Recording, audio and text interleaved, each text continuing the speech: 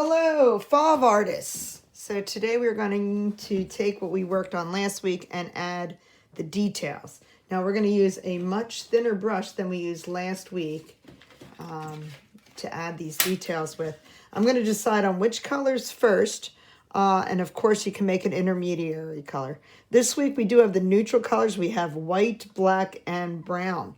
So you may use those as well. You can use them even to mix any one of these. With these, you'll create either a tone using white or a tint using the black if you want to make a lighter shade of something. And remember, the fuchsia that you have on your tray, which I do not, is considered red. It's the same idea. So I'm going to decide to add some detail to, say, the bridge. I want to think of something with a high contrast to add to the bridge to really make it stand out. Since that's green, I would say that red is probably a good contrasty color, but I don't have to go quite that far. I think I'm going to pick orange, actually. Orange is not quite as high contrast, but it's will be enough that you'll definitely be able to see it on top of the green. If I were to add the blue on top, you probably wouldn't notice the details I'm adding. I'm actually going to make an intermediary color by using my popsicle stick and adding mixing two colors that are next to each other on the color wheel, such as yellow and orange, to make a yellow-orange intermediary color.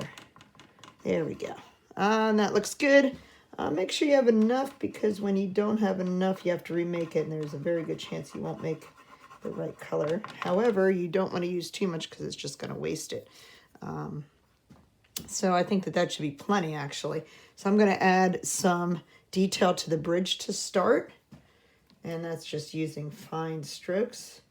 And I might add kind of like XC type shapes.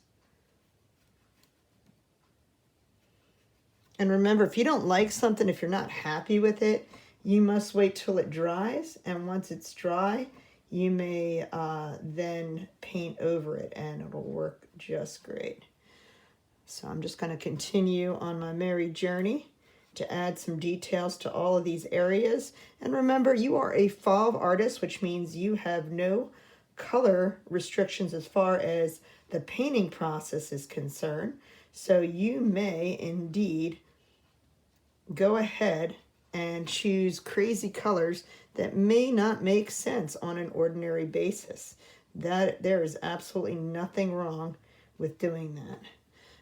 So I'm using orange and green. These are not typical colors for a bridge, I would say. I'm going to actually get that one face painted in orange so that it looks like it's on an angle like that. That's kind of the way I painted it in to begin with, but I did block it out completely on my last week so that I would be able to do that, and that looks kind of cool like that, so I'm actually going to leave that. I think I'm pretty happy with the X type shapes. Maybe I might want to add a few rail lines, perhaps.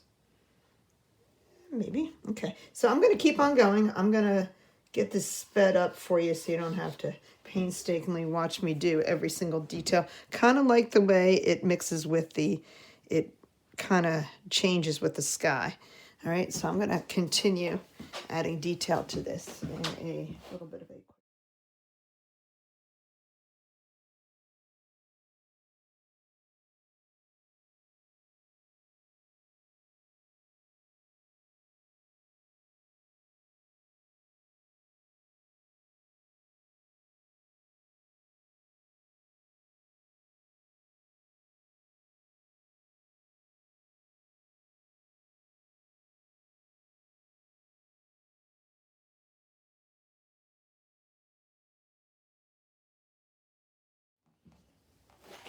Okay, Fauve artists. So I'm going to call it a wrap. I'm going to say I have enough detail. Good artist knows when to stop. One important thing, you should change your water often. Make sure you're washing real good the brushes and drying them before you pick a new color, because you don't want to contaminate them for another person. Just be real careful about that. And enjoy the process. And there is no right or wrong answers. As always in art, So that makes it all the more fun. I hope you enjoyed being a Fauve artist, and have a great day.